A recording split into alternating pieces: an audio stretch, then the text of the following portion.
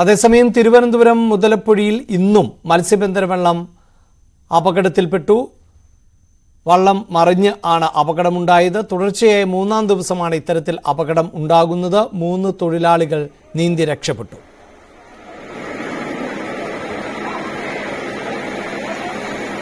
വിനോദ് വാർത്തയുടെ വിശദാംശങ്ങളുമായി ചേരും. വിനോദ്, മുതലപ്പുഴയിൽ തുടർച്ചയാണ് അപകടങ്ങൾ, അത്യാഹിതങ്ങൾ ഉണ്ടാകുന്നില്ല.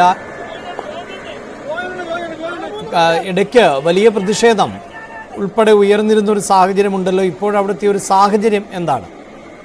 അഭിലാഷ്, പൊതുവിൽ മുതലപ്പുഴയിൽ അപകടങ്ങൾ നേരത്തെ തന്നെ തുടർക്കഥയായിരുന്നു. ഇതിനു പുറമെയാണ് ഇപ്പോഴത്തെ ശക്തമായ തിരയടിയിൽ ഉണ്ടായിട്ടുള്ള അപകടങ്ങൾ. കഴിഞ്ഞ 3 ദിവസത്തിലും തുടർച്ചയായി ഈ വള്ളങ്ങൾ മറിയുന്ന സാഹചര്യം ഉണ്ടായിരുന്നു. ഇതുവരെ 7 പേർക്ക് ഈ അപകടങ്ങളിൽ പരിക്കേൽക്കുകയും ചെയ്തു. ഇന്ന് പുലർച്ചെ 6:30 മണിക്കാണ് ഏറ്റവും ഒടുവിലത്തെ അപകടം സംഭവിച്ചത്. ശക്തമായ തിരയടിയിൽ ബോട്ട് മറിയുകയായിരുന്നു. ഇതിലുണ്ടായിരുന്ന 3 പേർ നീന്തി രക്ഷപ്പെട്ടു.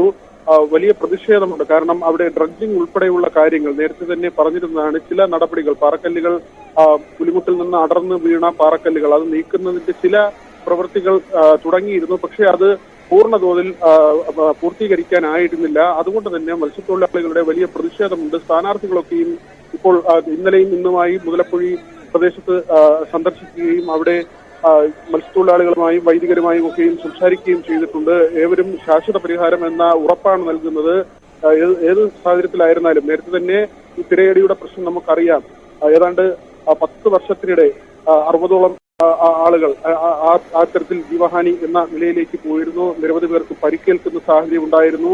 ഈ ഒരു സാഹചര്യത്തിലാണ് വലിയ പ്രതിഷേധം, പല ഘട്ടങ്ങളിലായി റോഡ് ഉപരോധം ഉൾപ്പെടെയുള്ള പ്രതിഷേധങ്ങൾ ഉയർന്നു വന്നത്. പക്ഷേ ഇപ്പോഴത്തെ ഒരു സാഹചര്യം, കടൽക്ഷോഭം, അത് അപ്രതീക്ഷിതമായി ഉണ്ടായതാണ്. ആ ഒരു സാഹചര്യത്തിലാണ് കഴിഞ്ഞ ദിവസങ്ങളിലായി ഇങ്ങനെയുള്ള അപകടങ്ങൾ സംഭവിക്കുന്നത്. അഭിലാഷ്,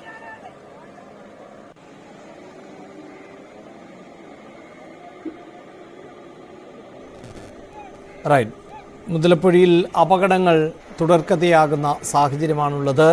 ഇന്നും മത്സ്യബന്ധന ബോട്ട് അപകടത്തിൽപ്പെട്ട് 3 പേർ നീന്തി രക്ഷപ്പെടുകയും ചെയ്തു. കേരളത്തിന്റെ